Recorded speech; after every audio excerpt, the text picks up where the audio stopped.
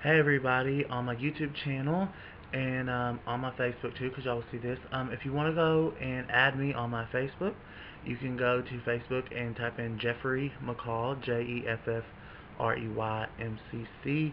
and it'd be a picture of me and my brother with red hair, and you'll see my grandmother in between us. That'll be the picture if you're looking for me. Um, let's see. Okay, I was gonna talk about um, some things with the transgender world and the men that try to become women and the women that try to become men, and how this is something that Satan tries to distort of creation. Okay, this is what I wanted to talk about. The Lord created in the beginning, He created man and woman. So He created man, and then, you know the story in the Bible, woman was created from man. God created man and woman. Like, that's the foundation. And when you know that, you can easily see when you know that how Satan tries to twist creation. Satan cannot create anything. He was created. The Bible says that Satan was created. If you know that Satan cannot create anything, it starts making sense of when Satan starts lying to people, how he can try to twist and create something, but it never fully works. Now, let's go back to the idea of transgender people. Now they're trying to tell people, and this is also not just these people that say they're transgender. They're being told this also by their parents, by other people, that it's okay. Like you might really be a girl. You might really be a boy. Okay, now listen. God creates everything. He created everything. He created male and female. Now Satan cannot create, so he wants to twist it. So when he twists it, and you start believing the lies, then the woman will try to become a man, or the man will try to become a woman. But if you look at it, something's never quite really the same as a man born a man or a woman born a woman.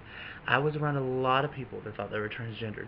The women, I would hear women say, "Oh, I've been doing this a long time, trying to transition into the male body, I feel, but my voice won't get deep enough, or my facial hair won't grow enough, or this or that." There's always a problem they have, and you almost always, as a woman going to male, have to have the surgery to remove the breast.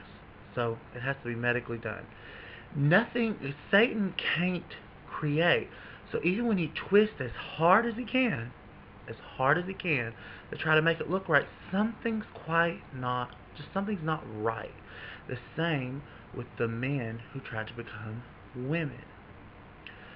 I was around a lot of transgender people like that, and there was always something clockable. They would say clockable. That tranny's voice is too deep. That tranny doesn't have hips. This tranny has a protruding forehead, has a big chin, has a big nose. She can't get her voice low enough. No matter how close they try to get, there's always a twist. They can't get it twisted enough. Satan can't twist enough to create anything new. So Satan can try to change as much as he can, but he cannot create anything new. He cannot create anything new. His whole problem was he wanted to be God. He tried to be God. He was kicked out of heaven for it. He wanted to be exalted as God, and he is creative, therefore he cannot create something new. That is very important. If you understand that, it will start opening veils to let you see what Satan tries to not only lie about with that, but with all kinds of things.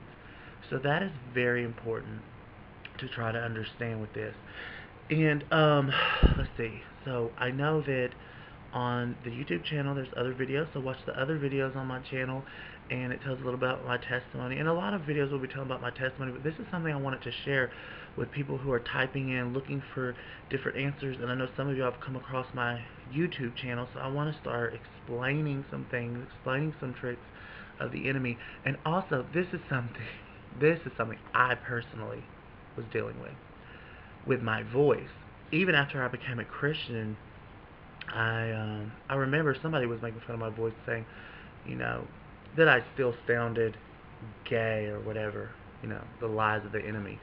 And this is the thing, the Lord has spoken to me with that and dealt with me with that. He gave me this voice, not man, not anyone else. Are there mannerisms and things that I don't really do anymore? Yes, but my voice is my voice. This is the voice God gave me. If you ever listen to Joyce Meyer, she talks about it.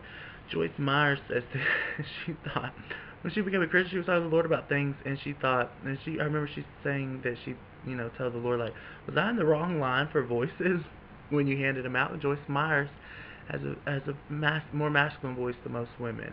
Your voice does not define your destiny, and your voice does not define who you are. God defines who you are. And if you find out who you are in Him, it's going to be way better than anyone on this earth can tell you about who you are. Find out who you are in Him, and I promise you will be blessed. In Jesus. He's just a prayer away. Just ask Him. He saved my life. He gave me life. He restored my soul. He restored my soul. He set me free. I have peace and joy now. That even on my worst days, or when I physically don't feel well, like today I'm battling something physically that I'm not even speaking about, but I have peace. It's a different kind of peace. It's something you will never get from the world. I promise you. You can drink all day long. You can smoke weed all day long. You can do pills, crack, meth, you can shop all day long. You can have sex with someone all day long. All those things are trying to fill a void. They're trying to fill a void. And if you don't have Jesus to fill that void, it will never be filled with as much as you do. As much as you do to feel better. I can promise you that. I lived it. I promise I lived it every day. And it's not going to fill anything. So I wanted y'all to kind of understand that, and I wanted to speak on that. And I hope everyone has a blessed night. And it's all about Jesus. All right. Good night.